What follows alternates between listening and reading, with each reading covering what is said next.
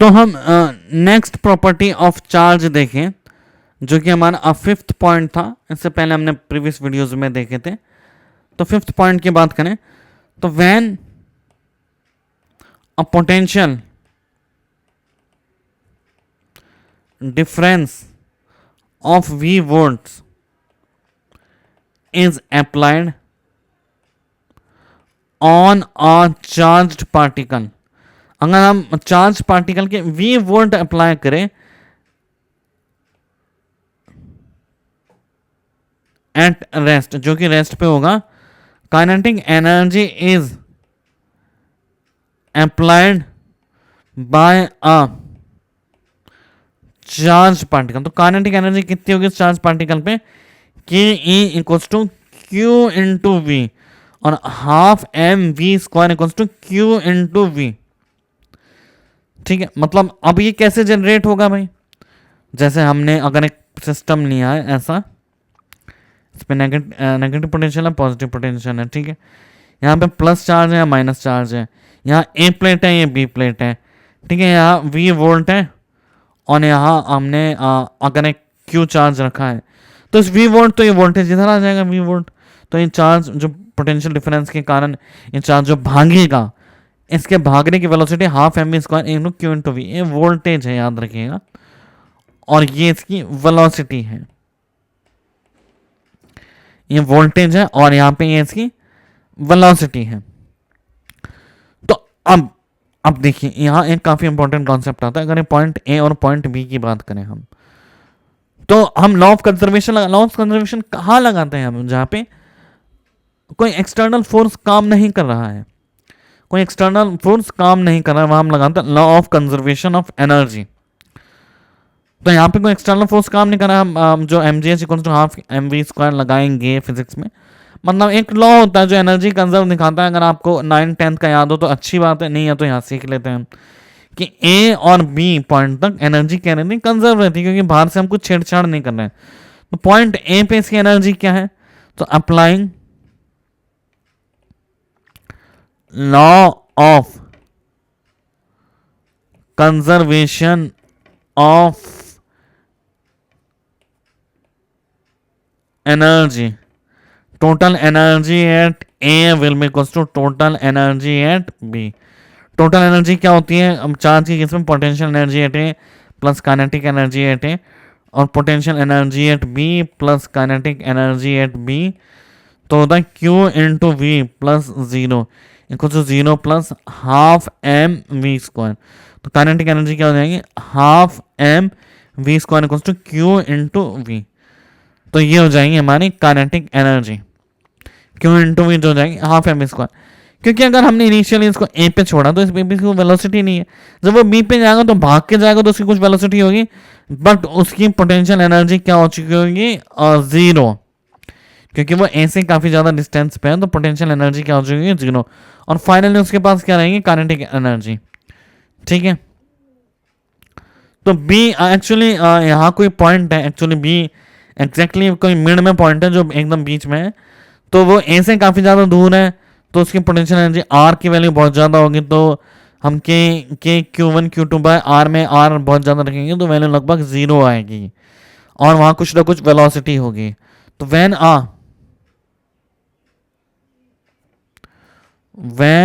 a potential difference of V volt is applied on a charged particle at rest, then kinetic energy is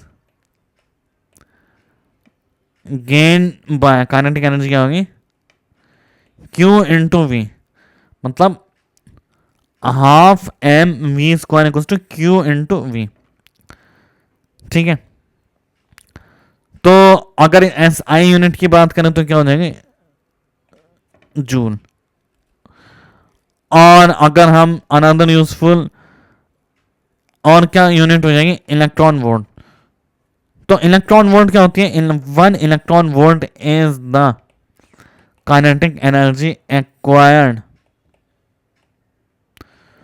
by an electron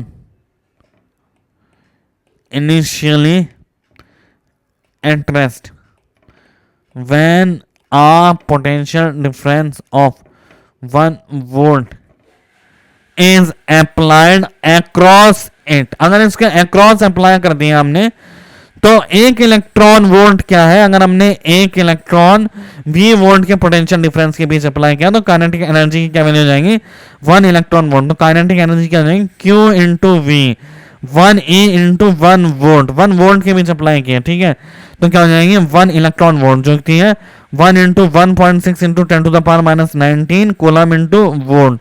तो 1 electron volt क्या हो जाएंगे 1.6 into 10 to the power minus 19 joule. Coulomb into volt क्या होता है joule. ठीक है, अब जैसे अगर हम कुछ क्वेश्चंस करें इसमें, find kinetic energy of an electron at rest when a potential difference of 75 volt is applied across it. तो काइनेटिक एनर्जी क्या हो जाएगी, kinetic energy will be Q into we.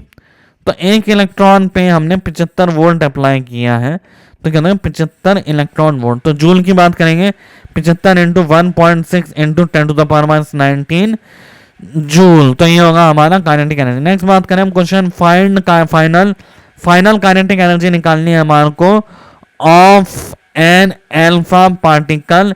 Initially क्या है वो रेस्ट पे है, initially at rest and accelerated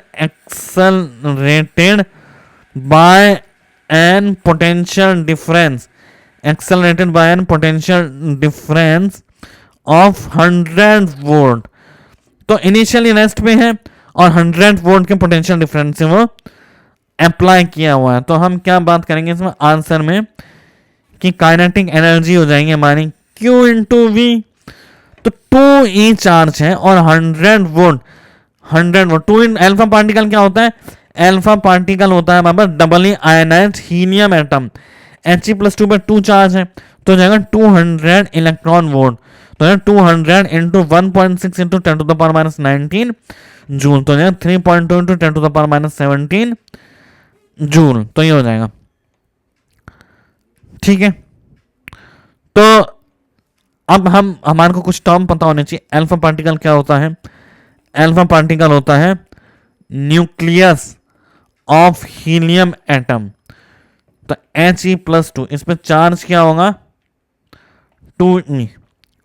proton की बात करें तो प्रोटॉन क्या होता है H+, इस पे चार्ज कितना होता है 1e. इलेक्ट्रॉन की बात करें, इलेक्ट्रॉन पे चार्ज कितना होगा -1e. ड्यूटेरॉन की बात करें तो इसमें चार्ज कितना होगा +1e.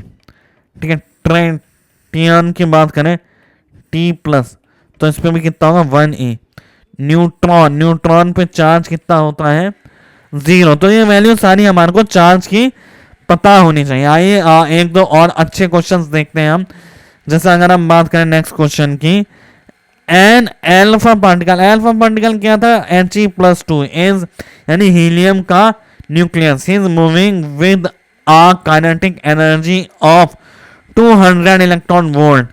इट इज फर्दर क्या होगा वापस से एक्सेलरेटेड, मतलब ऑलरेडी ही मूव कर रहा है बट वापस से एक पोटेंशियल डिफरेंस जो है 50 वोल्ट से हमने क्या किया इसको एक्सेलरेट किया है. Find final kinetic energy of alpha particle. Alpha particle की फाइनल काइनेटिक एनर्जी फाइंड करो. तो काइनेटिक एनर्जी फाइनल कितनी होगी 200 इलेक्ट्रॉन वोल्ट इनिशियली था इंटू Q इंटू V. तो 200 प्लस 2a इंटू 50 अब क्या होगा इसके 300 इलेक्ट्रॉन वोल्ट. मतलब ऑलरेडी वो भाग रहा है, उसके ऊपर हमने वोल्टेज और अप्लाई कर दिया तो और उसकी स्पीड एक्सेलरेट हो जाएगी. अगर वोल्टेज का डायरेक्शन वही हो जो उसके मूवमेंट का डायरेक्शन हो तो वहीं पे उसकी स्पीड क्या हो जाएगी एक्सेलरेट हो जाएंगी. ठीक है, अब नेक्स्ट क्वेश्चन करते हैं. Both alpha particle and proton are moving with kinetic energy of 100 electron volt. Both are deaccelerated by a potential difference of 20 volt. Find ratio of kinetic energy of alpha and proton finally. मतलब हो क्या रहा है यहाँ पे, आइए देखते हैं क्या हो रहा है यहाँ पे। Kinetic energy of alpha particle divide by kinetic energy of proton निकालनी है। दोनों इनिशियली 100 की स्पीड पे, 100 के पोटेंशियल डिफरेंस पे काइनेटिक एनर्जी पे चले, तो डीएक्सेलरेट कर दिया उनको 20 इलेक्ट्रॉन वोल्ट से, सॉरी 20 वोल्ट से। तो इसमें कितना चेंज होगा अल्फा में 2 इंटू 20, जबकि प्रोटॉन में क्या होगा 1 इंटू ए इंटू 20, क्योंकि उसमें डबल चार्ज है उसमें ये है। तो 60/80 कितना हो जाएगा 3/4। ठीक है, नेक्स्ट क्वेश्चन देखते हैं। यहाँ पे हम काफी सारे क्वेश्चंस देखने वाले हैं। Right the expression of potential energy between electron and nuclear charge of Li+2। Electron और न्यूक्लियर चार्ज Li+2 के बीच में हमारे को पोटेंशियल डिफरेंस बताना। तो यहाँ पे देखो, अगर यहाँ पे इलेक्ट्रॉन चारों ओर घूम रहा है इलेक्ट्रॉन, तो यहाँ पे क्या है चार्ज ऑन न्यूक्लियस कितना है हमारे पास 2e Ze, सॉरी लिथियम+2 का क्या हो जाएगा। देखो हमें पता है अगर कोई दो चार्ज है उनके बीच में पोटेंशियल Q1 Q2/r होती है। तो अब यहाँ पे दो चार्ज कौन से, इलेक्ट्रॉन तो चारों ओर घूमता है, हमें पता है न्यूक्लियस के, हमने थोड़ा बहुत मोल कॉन्सेप्ट में देखा है। और बीच में क्या होता है प्रोटॉन होता है, प्रोटॉन में कितना चार्ज होता है +Ze। तो Ze क्या है, Z क्या है यहाँ पे एटॉमिक नंबर, जो हम कहते हैं नंबर ऑफ प्रोटॉन है, तो इसका चार्ज ये हो गया। अब हम बात करेंगे फॉर लिथियम, Z की वैल्यू 3 है, तो पोटेंशियल एनर्जी क्या हो जाएगी Q1 Q2/r।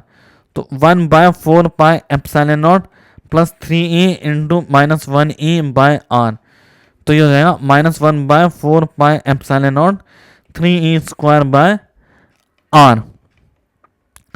अब एक टर्म की बात करते हैं। तो यहाँ पे हमने देखा कि डिस्टेंस r है, यहाँ एक चार्ज Q1 है, यहाँ चार्ज Q2 है, डिस्टेंस जो है हमने चार्ज की वैल्यूज रख दी और